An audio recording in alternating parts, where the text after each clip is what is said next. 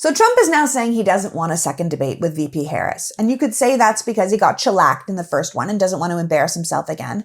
But I think something more nefarious is going on. Trump is not campaigning in swing states. He's not trying to sway new voters. And he keeps going around saying he doesn't even need votes, that they have all the votes they need. In fact, he just did an interview with Fox News where he said he wouldn't run in 2028 if he loses. But then he said, let's just hope we're successful in this one. Not let's hope we win this one. Let's hope we're successful. People should think it's weird that Republicans don't seem to care about how bad their candidate is, that they don't seem to care that Project 2025 came out and we can all read for ourselves how awful their plans for America are. And it's weird that so many swing states are suddenly changing election laws and purging voters or making it harder to vote or count the votes just weeks before the election. Look at what's going on around the country. The Secretary of State of Montana just accidentally left Kamala Harris's name off the absentee ballot. They sent the ballots out to absentee voters without VP Harris's name on it. The Texas Tribune just announced that Texas officials have absolutely scrubbed their voter rolls and people should go out and check if they're still eligible to vote. Oklahoma purged 450,000 people from the voter registration list last week. That is 1/5 of their state's voters who have to re-register 7 weeks before the election. Georgia's GOP Board of Elections just passed a whole slew of new rules, including the biggest one being that they have to hand count every ballot. But they already have a rule that says they can't start counting ballots until Election Day. So counting 5.5 million votes is going to require a lot of time and a lot of staff that many local jurisdictions in Georgia simply don't have.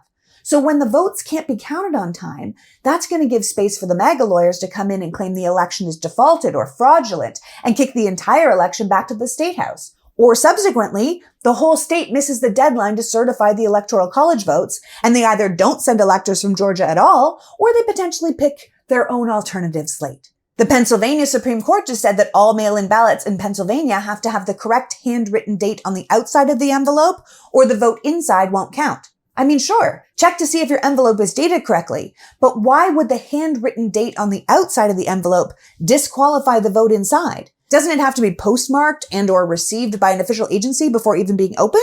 Republicans even tried to change the rules in Nebraska for how the electoral counts would be awarded less than 50 days before the election. You have to ask yourself, what are they doing? And why do they keep accusing Democrats of trying to cheat? Talk about projection.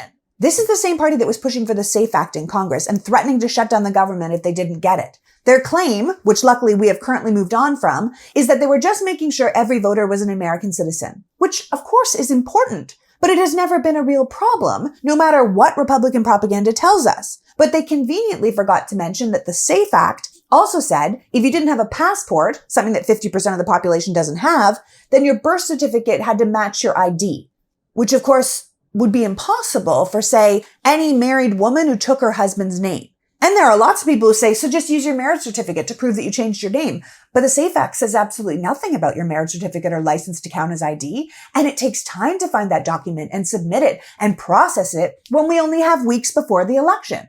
We need to be incredibly clear. The Republicans were looking to outright disenfranchise the women of America. Republican and Democratic women of all ages, I might add. And it's not just women they're looking to disenfranchise. Because while the gubernatorial candidate Mark Robinson's scandals have been sucking up all the air in North Carolina, the RNC was quietly trying to block UNC students from voting. But they recently lost that lawsuit. If you have to keep changing the laws to get elected, you're not winning elections, you're sabotaging elections. The whole thing reminds me of that quote by the Russian communist leader Joseph Stalin, who said, "The people who cast the votes don't decide the election. The people who count the votes do."